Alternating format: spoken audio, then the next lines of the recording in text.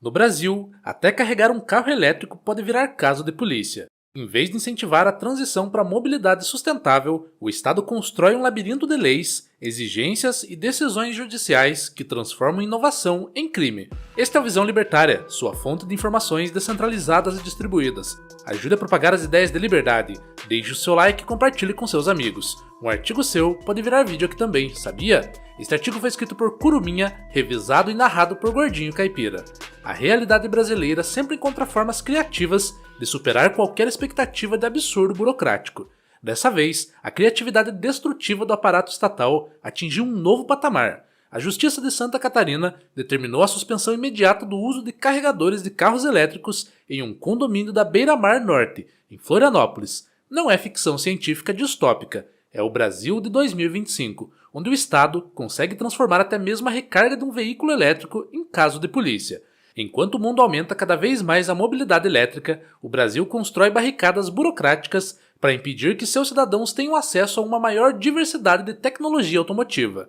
Uma assembleia condominial aprovou democraticamente a instalação dos carregadores elétricos. Mas no Brasil, democracia não basta. A lei exige que mudanças em áreas comuns sejam aprovadas por pelo menos 2/3 dos moradores, quórum que não foi atingido. Traduzindo, mesmo que a maioria queira modernizar seu edifício, uma minoria tem poder de veto absoluto. Essa exigência de supermaioria não é acidente legislativo, é design autoritário. O Estado criou um sistema onde qualquer inovação pode ser bloqueada por uma minoria conservadora. É a paralisia institucionalizada, a garantia de que nada evolua. Imaginem se cada decisão empresarial precisasse de aprovação de 2/3 dos funcionários. Quantas inovações tecnológicas teriam sido bloqueadas? O Estado aplica aos condomínios a mesma lógica paralisante que sufoca a economia nacional. Como sempre, o Leviatã justifica sua interferência com o sagrado mantra da segurança pública. Segundo o processo, as instalações colocam em risco a segurança das 48 famílias e podem comprometer a estrutura elétrica do prédio. É a velha estratégia. Quando não conseguem proibir diretamente, inventam riscos imaginários. A hipocrisia fica evidente quando confrontamos os dados reais de segurança. Pesquisas mostram que veículos a combustão têm um risco significativamente maior de incêndio em comparação com os elétricos. Estudos internacionais revelam que veículos elétricos têm entre 60 e 100 vezes menos chances de incendiar do que carros a gasolina, conforme apontam dados da Suécia, relatório de agências como Energy Saving Trust e ICCT. Mais revelador ainda, não há correlação estatística entre incêndios em automóveis e recarga de carros elétricos, conforme afirmam as próprias associações do setor. E mesmo que houvesse, se as pessoas de um condomínio decidem usar uma tecnologia arriscada, é direito delas. Mas para reguladores brasileiros, estatísticas internacionais são irrelevantes quando existe uma oportunidade de expandir o controle estatal. Apesar do processo de eletrificação da frota ser forçado por governantes progressistas com base em interesses obscuros, a verdade é que carros elétricos circulam há mais de uma década no mundo inteiro. Tesla, BMW, Audi, Mercedes. Todas as montadoras investem bilhões nessa tecnologia. Milhões de pessoas carregam seus veículos elétricos em garagens residenciais todos os dias. Mas no Brasil, segundo a sabedoria judicial, essa mesma tecnologia vira uma bomba relógio. A lista de exigências técnicas revela o verdadeiro objetivo: sistemas automáticos de combate a incêndio, detectores de fumaça, ventilação mecânica individual para cada vaga, extintores específicos e reservatórios de água com autonomia mínima de 60 minutos. Quantos condomínios brasileiros têm condições financeiras para isso? Praticamente nenhum, e é exatamente esse o objetivo. O Estado não quer proibir diretamente, isso seria transparente demais. Prefere criar um labirinto burocrático tão complexo e caro que torna a instalação economicamente inviável. É a mesma estratégia usada para sufocar pequenos negócios e startups. Não proíbem, apenas regulamentam até a morte. Em uma sociedade verdadeiramente livre, condomínios funcionariam como pequenas cidades privadas, onde os próprios moradores, como proprietários, tomariam decisões sem qualquer interferência externa. O princípio seria simples: quem paga, decide. A realidade brasileira já demonstra a superioridade da gestão privada em relação à pública. Os condomínios fechados do país operam com eficiência que faria inveja a qualquer prefeitura. Mantém segurança 24 horas, sistema de vigilância por câmeras, manutenção de infraestrutura, gestão financeira transparente e prestação de contas regular. O Estatuto da Segurança Privada permite que condomínios contratem seus próprios corpos de segurança, reconhecendo legalmente algo que a prática já demonstrava: a iniciativa privada protege melhor que o Estado. Curiosamente, o mesmo aparato estatal que reconhece a competência dos condomínios para gerir segurança armada nega-lhes autonomia para decidir sobre carregadores elétricos. Cada condomínio seria uma comunidade voluntária regida por contratos privados. Os moradores definiriam suas regras de convivência, padrões de segurança e políticas de melhoria. Não haveria burocratas externos impondo quórums artificiais ou exigências técnicas absurdas. Se moradores quisessem instalar carregadores elétricos, bastaria arcar com os custos e assumir os riscos.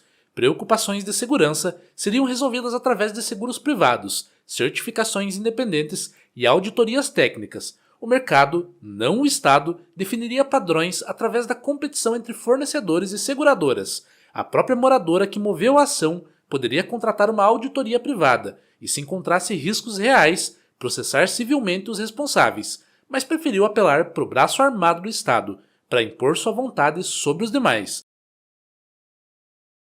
A obsessão pelo controle vai além da simples proibição. A liminar fixou multa diária de R$ 500, limitada a R$ 30 mil, para quem desobedecer. Não basta proibir, é preciso ameaçar financeiramente quem ousa desafiar a autoridade. O juiz foi além, anulou parte da Assembleia de junho de 2025, invalidando a reeleição do síndico. É interferência judicial completa na vida privada, como se um magistrado soubesse melhor que os próprios proprietários como administrar seu edifício. Uma norma dos bombeiros de Sergipe, elaborada em conjunto com o CREA e o Ministério Público, exige afastamento mínimo de 3 metros entre veículos. Em um país onde garagens mal têm espaço para um carro, reguladores exigem espaçamento de hangar da aviação. É como se vivessem numa realidade paralela onde todos têm mansões com garagens gigantescas.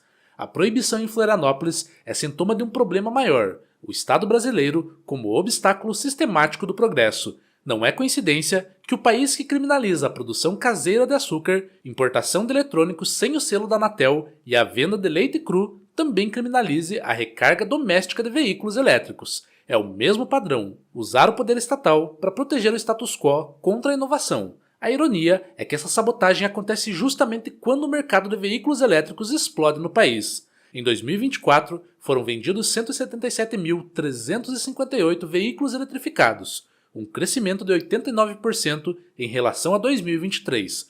Os carros puramente elétricos tiveram um crescimento de 219%, com 61.615 automóveis a bateria emplacados. Paralelamente, a infraestrutura avança. O Brasil já conta com 14.827 eletropostos públicos e semipúblicos, presentes em 25% dos municípios brasileiros. Mas quando o cidadão tenta adaptar sua residência para acompanhar essa revolução, esbarram na muralha burocrática que transforma o progresso em crime. Enquanto países como Estados Unidos deixam a mobilidade elétrica acontecer livremente, o Brasil cria barreiras intransponíveis. Enquanto cidades americanas e europeias instalam carregadores por toda parte, juízes brasileiros proíbem a tecnologia como risco à segurança pública. O resultado: continuamos importando combustível e pagando mais caro por energia, enquanto outros países avançam rumo à independência energética. Nossos filhos herdarão uma economia menos competitiva e tecnologicamente atrasada. Felizmente, a tecnologia tem vida própria: carregadores portáteis, baterias auxiliares e soluções off-grid. A engenhosidade humana sempre supera a criatividade destrutiva dos reguladores.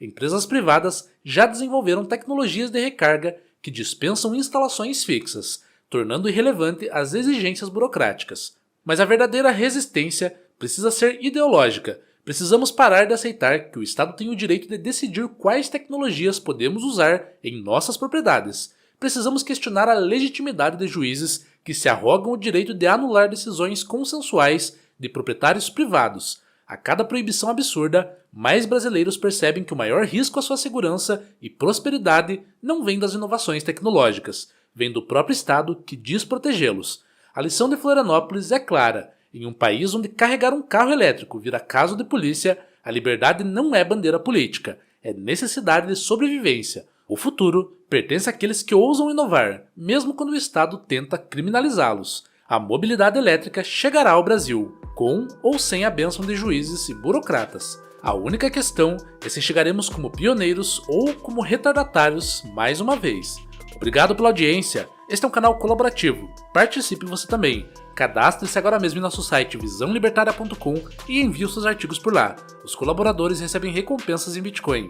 Inscreva-se no canal e clique no botão da campainha para ser avisado de novos vídeos. Até a próxima!